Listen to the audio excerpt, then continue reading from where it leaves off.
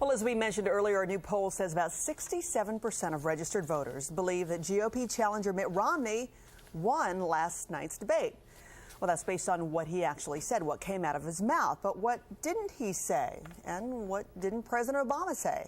Pix 11's contributor and body language expert Tonya Reiman is here with more for the decoding of what their body language said. Can't wait to hear, Tonya. You know, when you look at Mitt, he's a really polished businessman, so he came across really strong non-verbally. But of course, he did let a few things slip out. So I want to roll this tape, and when you're watching, I want you to look for that tongue display that comes out occasionally. So let's roll it. I'll call it the economy tax. It's been crushing. At the same time, gasoline prices have doubled under the president. Electric rates are up. Food prices are up. Health care costs have gone up by $2,500 a family. Middle-income families are being crushed. And so the question is how to get them going again. And I've described it. It's energy and trade, the right kind of training programs, balancing our budget, and helping small business. Those are the cornerstones of my plan. Okay, so the way this works is when you stick out your tongue repeatedly, it's a sign of disagreement, uncertainty, even disgust, depending upon what the content is. So when we're watching him use the tongue thrust, what you need to be aware of is this is times where he's not really feeling thrilled or happy with what he's saying or what he's hearing. And at the end of the day, what I say to him is you did great overall. You just need to be a little bit more cognizant of the fact that you're sticking out the tongue so much. On the flip side, he did really well when he was closing. And what I want you to be looking for in this next clip is how he bounces up and down. So let's roll the next clip. Thank you for tuning in this evening. This is an important election, and I'm concerned about America. I'm concerned about the direction America has been taking over the last 4 years. I know this is bigger than an election about the two of us as individuals. It's bigger than our respective parties. It's an election about the course of America. What kind of America do you want to have for yourself and for your children? And there really are two very different paths that we Okay, so this is the closing statement, and as you can see, he's bouncing up and down. And when we feel confident and we feel good about ourselves, we tend to use what's known as a gravity-defying gesture, which means we lift ourselves up to take up more space. And he does this, and he repeatedly does it throughout the entire closing. So here he felt very powerful and very good about what he was saying. So I will be back in the 8 o'clock hour to discuss President Obama's body language. Interesting there, Tonya. I didn't even think about that in the closing when I was watching it. I didn't even notice it, actually. That's why we have you. You're the pro. See you at 8 o'clock.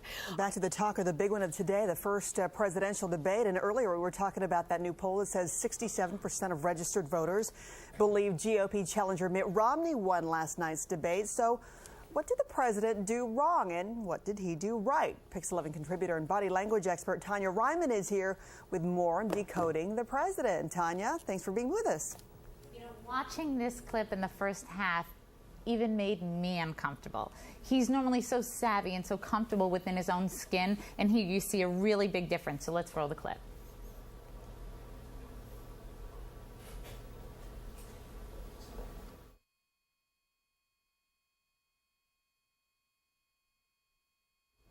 Okay.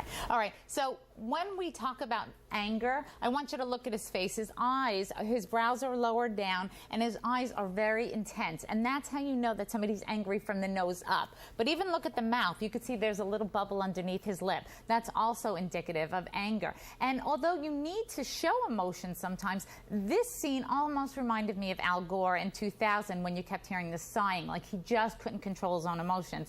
And you need to have that neutral face. Of course, you know, there was some sunshine there as well. There was a lot of things he did right. So let's take a look at some of the things he did right during this debate. And because of the resilience and the determination of the American people, we've begun to fight our way back. Over the last 30 months, we've seen 5 million jobs in the private sector created. The auto industry has come roaring back, and housing has begun to rise. But we all know that we've still got a lot of work to do. And so the question here tonight is not where we've been, but where we're going. Okay, so why is this important? Well, when you look the camera, or that little red dot, directly straight on, you give the impression that you're actually talking to the American people. And it helps you to bond with them. It helps you to build rapport, and it also increases likability. And this is something he does really well. He talks to the camera. He makes eye contact with the camera. So if he can consistently do that, and he can make eye contact with his opponent, Mitt Romney, he's going to do much better. So my advice to him is to try to just make sure you hold your head up a little bit higher, make eye contact, and continue doing what you normally do, which is to be charismatic. Hold your chin up and keep moving forward with the eye contact. Back to you, ladies. Tonya, thank you. Definitely interesting to see if his team will be passing on tips to him just like that. You can definitely catch body language expert Tonya Reiman here on Pix 11 every Thursday and Monday morning for her perspective.